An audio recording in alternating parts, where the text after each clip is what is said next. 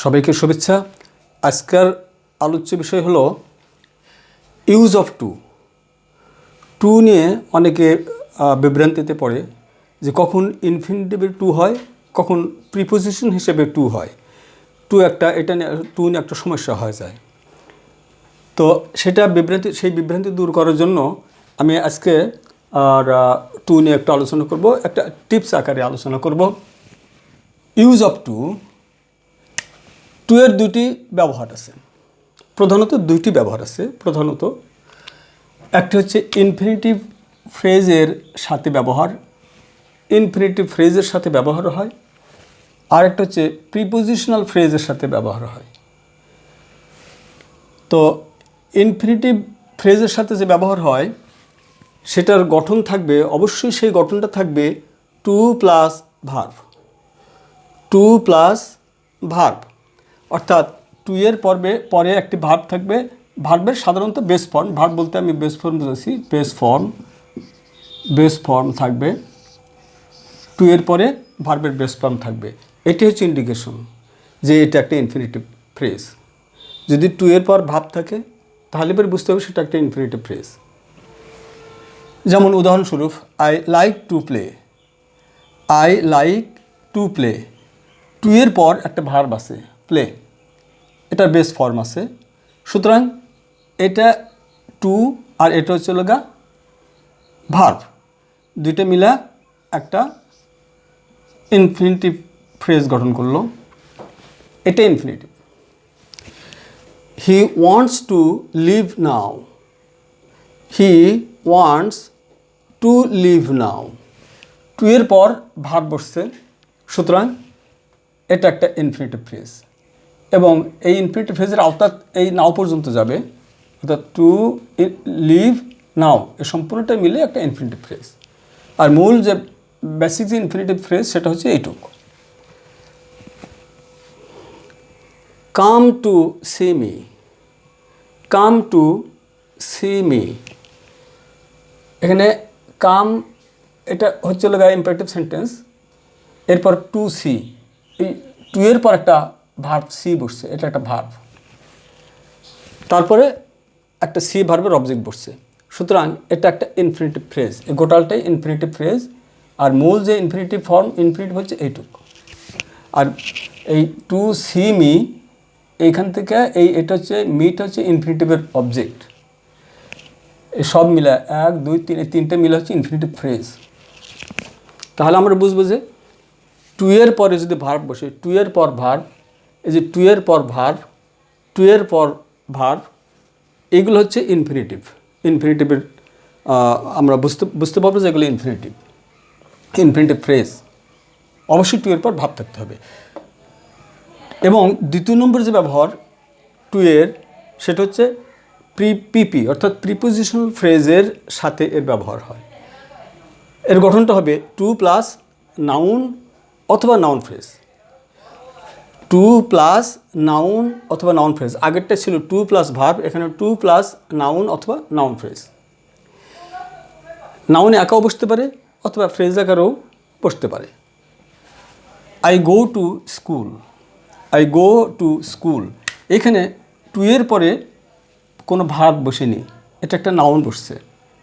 সুতরাং এই to school এই গোটালটাই একটা প্রিপোজিশনাল ফ্রেজ। প্রিপোজিশনাল ফ্রেজের সাথে টু এর ব্যবহার। এবং এই টু এর এখানে একটা অবজেক্ট হচ্ছে লগা, স্কুলটা হচ্ছে টু এর অবজেক্ট। এই যে এখানে যে বলা হয়েছে প্রিপোজিশনাল ফ্রেজের সাথে, এই প্রিপোজিশনাল ফ্রেজের সাথে গঠনটা হচ্ছে টু প্লাস নাউন অথবা এনপি। এটা হচ্ছে লগা নাউন বা এনপি, এটা হচ্ছে কিন্তু অবজেক্ট অফ প্রিপোজিশন। প্রিপোজিশনাল ফ্রেজের সাথে ব্যবহার হলে অবশ্যই অবজেক্ট অফ প্রিপোজিশন থাকবে, টু এর অবজেক্ট থাকবে। সেই অবজেক্ট হলে এখানে school. I go to school, এখানে টু এর পরে নাউন বসছে। এই নাউনটা হচ্ছে, এই স্কুলটা হচ্ছে অবজেক্ট অফ দিস টু প্রিপোজিশনের অবজেক্ট। এরপরে give a pen to the teacher.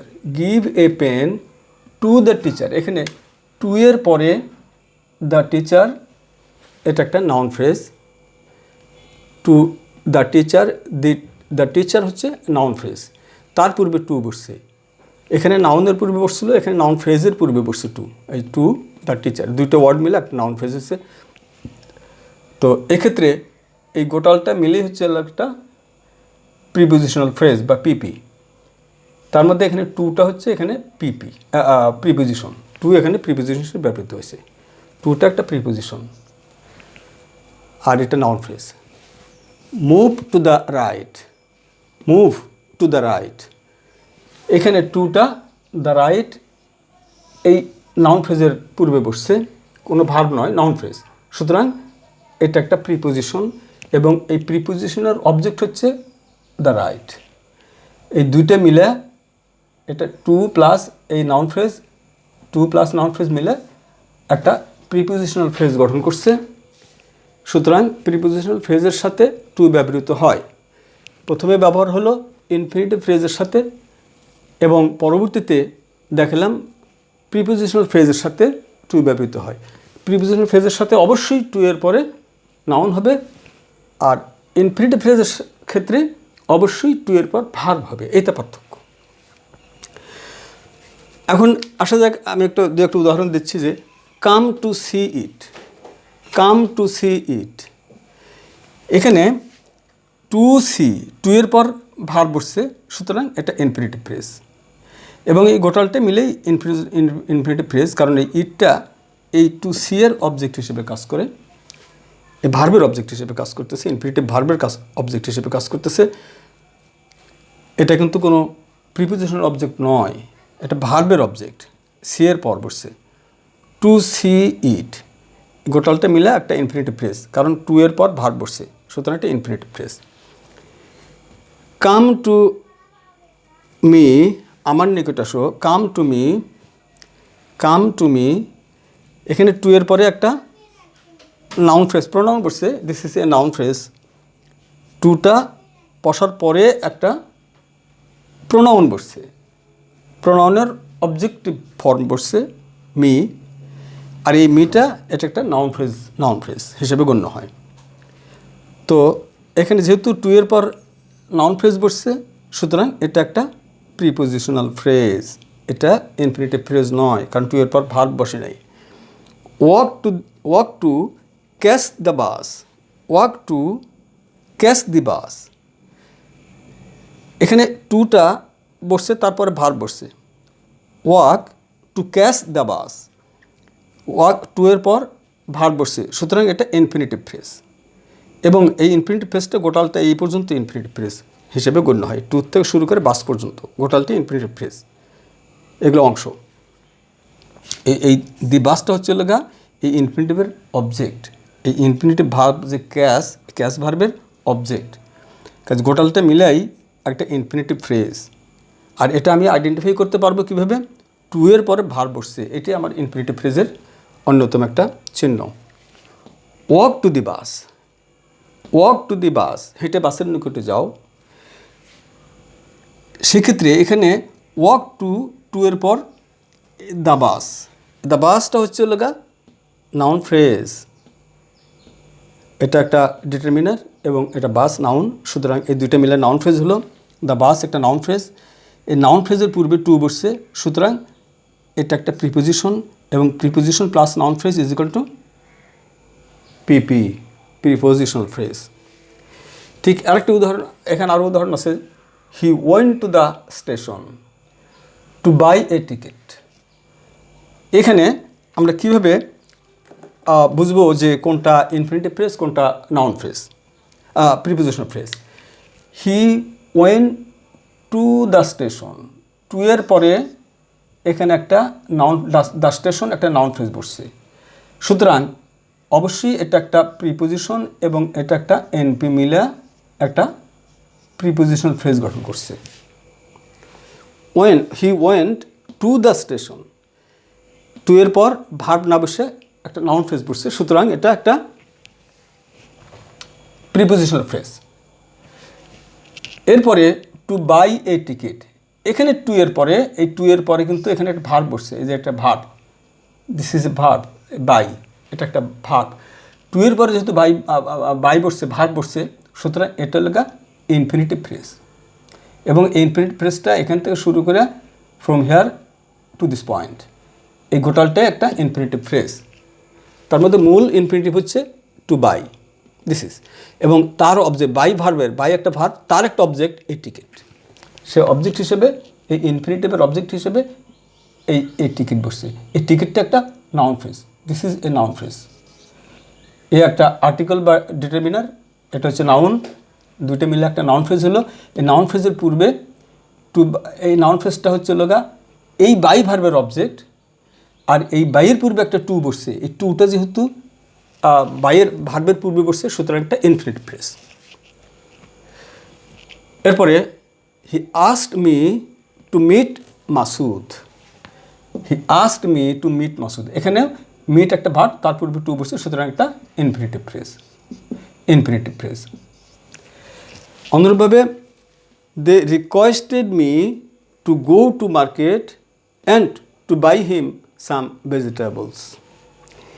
এই বাক্যটার মধ্যে দে রিকোয়েস্টেড মি, টু ব্যবহার হয়েছে এখান থেকে, এই টুর পর কি বসছে, একটা ভার্ব বসছে গো, সুতরাং এটা একটা infinitive phrase. To market, to এর পর এখানে আবার টু আছে, এই টু এর পর নাউন বসছে, সুতরাং একটা প্রিপোজিশনাল ফ্রেজ। এইটা ইনফিনিটিভ ফ্রেজ, ইনফিনিটিভ, আর এইটুকু হচ্ছে লগা প্রিপোজিশনাল ফ্রেজ। এই টুটা ইনফিনিটিভ ফ্রেজ গঠন করছে, আর এই টু দ্বারা একটা প্রিপোজিশনাল ফ্রেজ গঠন করছে, আর এই দুইটা মিলে একটা ইনফিনিটিভ ফ্রেজ হয়ে গেছে, দুইটা মিলে একটা ইনফিনিটিভ ফ্রেজ গঠন হয়েছে। এখানে টু গো টু মার্কেট এইটুকু। তবে এখানে দুইটা ফ্রেজে স্প্লিট করা যায়, একটা টু গো, এটা পিওর ইনফিনিটিভ, আর এখানে হচ্ছে তার পরে এটা একটা noun phrase, prepositional phrase, to market and to buy him some vegetables. To এখানে ব্যবহৃত হয়েছে এবং তারপর একটা ভার্ব বসছে, সুতরাং এটা একটা ইনফিনিটিভ ফ্রেজ, এটা একটা ইনফিনিটিভ ফ্রেজ, কারণ টু এর পর ভার্ব বসলেই এটা ইনফিনিটিভ ফ্রেজ হয়ে যায়। তো এটা হচ্ছে আমার আজকের এই